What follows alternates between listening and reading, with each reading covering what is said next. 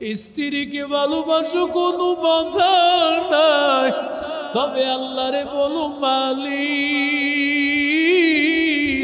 আমি স্ত্রীকে ভালোবাসি, তবে আল্লাহ তোমার মহব্বতের উপর দুনিয়ার কোন মহব্বত নাই। ও আল্লাহর বান্দাদের দল, আল্লাহকে আবুল বানিয়ে যদি কবরে যাও, ওই কবরে যাইতে দেরি, আমার আল্লাহর তৈরি জান্নাতে যাইতে দেরি হবে না। ও আল্লাহর বান্দারা, দুনিয়ার 3.5 হাত মাটির ঘর, ওই ঘরটা সব বিচ্ছুর ঘর। আনা বাইতুত তুরাব, আনা বাইতুল ওয়াহদা, আনা বাইতুল গুরবা। কবর বলে আমি মাটির ঘর, আমি একাকীর ঘর, আমি সব বিচ্ছুর ঘর, আমার কাছে আমল না নিয়ে আসবি না। ও আল্লাহর বান্দারা, তোমার কবরে তুমি যাইবা বাবা, আমার কবরে আমি যাব। আল্লাহরে রাজি করিয়া কবরে যাও, আমার আল্লাহকে রাজি করিয়া কবরে যাও। হেদায়েতের রাস্তাটা যদি পাইয়াই যাও ও আল্লাহর বান্দা, তাহলে তোমার ঠিকানা জানলা। চক্ষুটা বন্ধ হতে দেরি, আমার আল্লাহর তৈরি জান্নাতে যাইতে দেরি হবে না। এই জন্য মাওলার জিকিরের মহব্বতে দিলে ঢুকাও, মালিকের মহব্বতের জিকির দিলে ঢুকাও। ও আল্লাহর বান্দারা, যখন জিকির করবা, দুরূদ শরীফ পড়বা, মনে মনে খেয়াল করবা আমি যেন নবীর রওজায় দাঁড়ায় আছি। যখন ইস্তেগফার পড়বা, মনে মনে খেয়াল করবা আমি জীবনে কত গুনাহ করেছি, আর গুনাহ করব না রে আল্লাহ, আর নাফরমানি করব না রে আল্লাহ, আর গুনাহের কাছে যাব না, আর নাফরমানি করব না। যখন সুবহানাল্লাহ, আলহামদুলিল্লাহ, আল্লাহু আকবার বলবো, মনে মনে খেয়াল করব আল্লাহ, আয় আল্লাহ আমার কপাল এবং নাকের ঢালু জায়গায় আল্লাহ তুমি আছো। যখন লা ইলাহা ইল্লাল্লাহ বলিয়া জিকির করব, মনে মনে খেয়াল করব আল্লাহ বাদে কেহ মাবুদ নাই। যখন ইল্লাল্লাহ ইল্লাল্লাহ বলিয়া জিকির করব, মনে মনে খেয়াল করব আমার অন্তরে একমাত্র আল্লাহ আছেন। যখন আল্লাহ আল্লাহ আল্লাহ আল্লাহ আল্লাহ বলিয়া জিকির করব, মনে মনে খেয়াল করব আমার দিকে আমার মালিক, আমার মালিক তাকাইয়া আছেন। আল্লাহ ডাক দিয়া বলেন লাব্বাইকা ইয়া আব্দি, আমার বান্দা বোলাউকা। আল্লাহর কাছে বান্দা বলে আলহামদুলিল্লাহি রাব্বিল আলামিন। আল্লাহর সমস্ত প্রশংসা মালিক। হে আল্লাহ, তোমার প্রশংসা আমরা করতেছি। আর রহমানির রহিম, আয় আল্লাহ তুমি দয়ার সাগর, মায়ার সাগর আল্লাহ। মালিকি ইয়াউমিদ্দিন,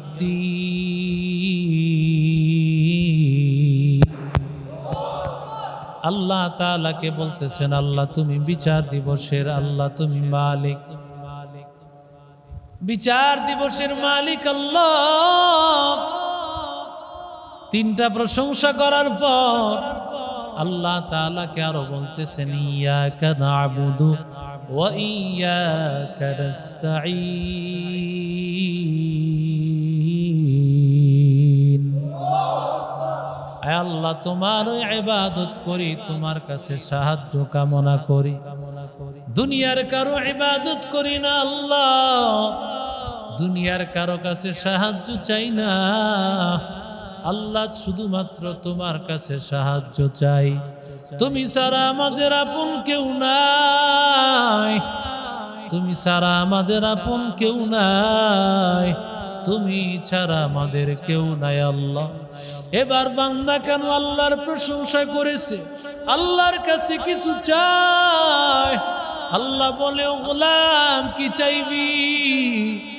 আমি আল্লাহর কাছে বাড়ি চাইবি না, গাড়ি চাইবি না, সম্পদ চাইবি না, স্ত্রী চাইবি না। আমি আল্লাহর কাছে কি চাইবি বান্দা?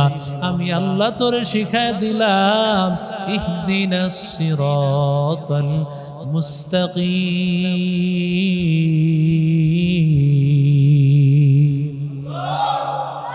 আল্লাহর কাছে বলেছো, মালিক আল্লাহ হেদায়েতের রাস্তাটা দেখা দাও।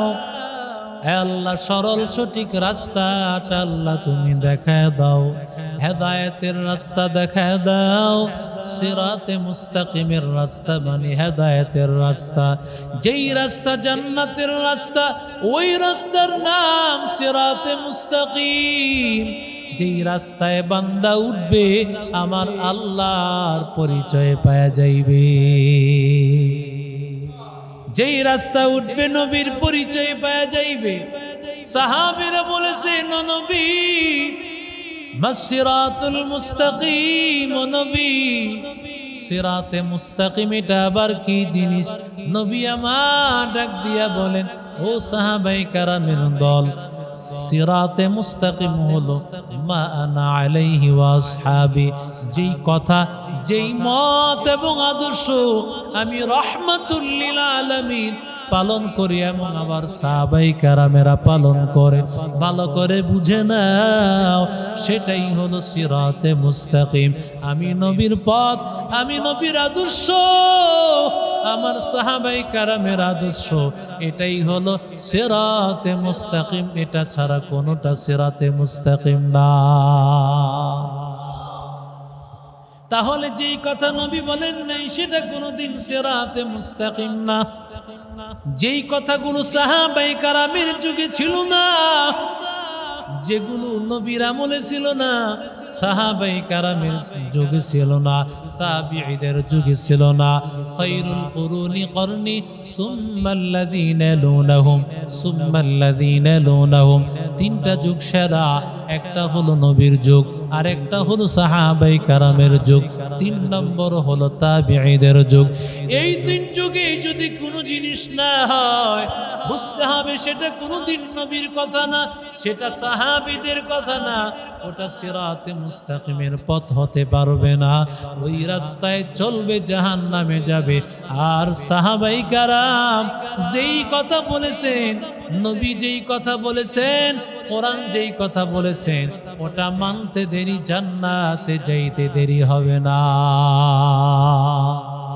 আতিনা ফি দার দুনিয়ানা হাসান, আতিনা ফি দার উকবানা আসার, ইয়া গিয়াসাল মুস্তাগীসিন আহদিনা লিফতিখারা বিল উলুমি ওয়াল গিনা। আল্লাহর কাছে বান্দা ডাক দিয়া বলে, আল্লাহ হেদায়েত দেওয়ার পর হেদায়েত আল্লাহ তুমি ফিরায় নিও না। আয় আল্লাহ হেদায়েত দেওয়ার পর সেই হেদায়েত আল্লাহ তুমি আর ছিনায় নিও না রে বান্দা। অনেক বান্দা এমন আছে, অনেক সময় দেখা যায় নামাজ পড়তেছে, কোরআন তেলাওয়াত করতেছে, দাওয়াত ও তাবলীগে যায়, চরমনের ময়দানে যায়, কিন্তু বান্দা আরেক পর্যায়ে দেখা যায় বান্দার মুখে দাড়ি নাই, বান্দার সুন্নতি লেবাস নাই, নামাজও পড়ে না। এর মানে হলো হেদায়েত নামক দৌলত আল্লাহ ছিনায় নিয়েছে। হেদায়েতের নামই হলো নাজাত। দুনিয়ায় হেদায়েত, আখিরাতে কি? নাজাত। টাকাকে যেমন ইন্ডিয়াতে রুপি বলে, এই টাকাকে সৌদি আরবে রিয়াল বলে, ইউরোপ কান্ট্রিতে এটাকে ডলার বলে। একই জিনিস কোন জায়গায় রিয়াল হয়ে গেল, রুপি হয়ে গেল, ডলার হয়ে গেল। ঠিক তেমনি ভাবে দুনিয়াতে আমরা যেটাকে হেদায়েত বলি, আখিরাতে তার নাম হলো নাজাত, তার মানে জান্নাত। সুবহানাল্লাহ। হেদায়েত এত সহজ না। সবাই বলে আমি হেদায়েতের উপর আছি, হেদায়েতের উপর আছি, হেদায়েতের উপর নাই, তার মানে হলো লোকটা হয়তো কাফের, লোকটা হয়তো মুশরিক, লোকটা হয়তো ফাসিক, লোকটা হয়তো বেদাত। হেদায়েতের উপর না থাকার এই চারটা অর্থ হয়, হয় কাফের, না হয় মুশরিক, না হয় সে বেদাতি হবে, না হয় সে ফাসিক হবে।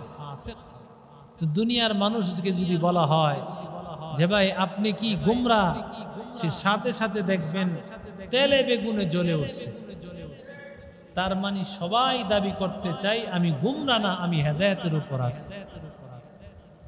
মুসলমান ইমানদার, আল্লাহ তাআলা কোন বান্দাকে হেদায়েতের উপর রেখেছেন? হেদায়েতের উপর থাকার অর্থ হলো ওই বান্দাকে আল্লাহ তাআলা কবুল করেছেন, যেই বান্দার দিলে অহংকার নাই, যেই বান্দা গুনাহ করবে আবার গুনার সাথে সাথে অহংকারও থাকবে। বুঝতে হবে বান্দার দিলের মধ্যে কোনোদিন হেদায়েত নাই। অহংকারের সাথে অনেক বান্দা আছে গুনাহের কাজ করে, আছে না? না, সে করছে বিবাহের অনুষ্ঠান, তার বিবাহের মধ্যে গান বাদ্য হয়েছে, আমিও আমার অনুষ্ঠানে গান বাদ্য করব। আমি জেমস আইনা, এন্ডু কিশোর আইনা, আরো কত আছে, এগুলো এনে আমি গান বাদ্য করব। কেন? ওই গুনাহের কাজের প্রতিযোগিতা, পাশের বাড়ির লোক গান করেছে, আমিও করব এর চাইতে বেশি। বুঝতে হবে আমি হেদায়েতের উপর নাই। ঠিক কিনা জোরে বল? হেদায়েতের উপর না থাকার আরেকটা অর্থ হলো নেক কাজের মধ্যে লজ্জা হওয়া। অনেকে দেখবেন দাড়ি রাখতে চায় না। কেন? কয় লজ্জা করে, বন্ধু বান্ধবরা বলবে তোমার বয়স হয়ে গেছে, এই জন্য দাড়ি রাখতে চায় না। অনেকে দেখবেন পর্দা করতে চায় না, বলে এখন পর্দা করব, লজ্জা লাগে, পর্দা করতে লজ্জা লাগে। অনেকে দেখবেন এই নেক আমলগুলো করতে তার কাছে লজ্জা লাগে। এর মূল কারণ হলো তার মধ্যে হেদায়েত নাই।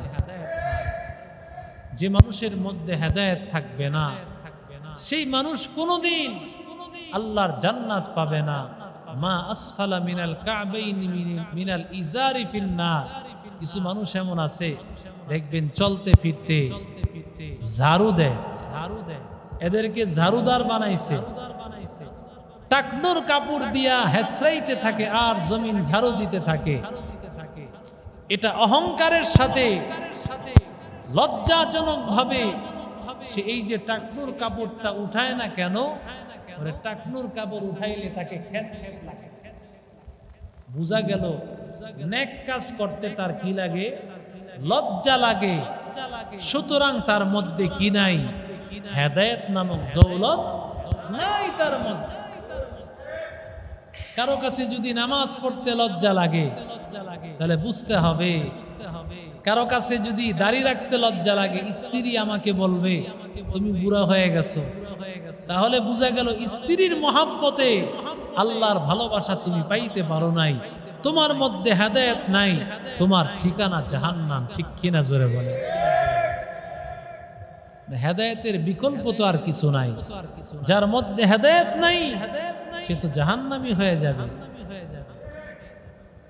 মুসলমান আল্লাহর গোলাম, হেদায়েতের রাস্তায় চলার জন্য আল্লাহর কাছে সব সময় দোয়া করতে হয়, আল্লাহ হেদায়েতের রাস্তায় চালাও, তুমি ছাড়া আল্লাহ আমাদের কেউ নাই, ও আল্লাহ আমাদের কেউ নাই। শয়তান আমাদেরকে ধোঁকা দিতে চায়, দুনিয়া ধোঁকা দিতে চায়, স্ত্রী ধোঁকা দিতে চায়, সব ধোঁকার কি পিছনে ফালাইতে হবে।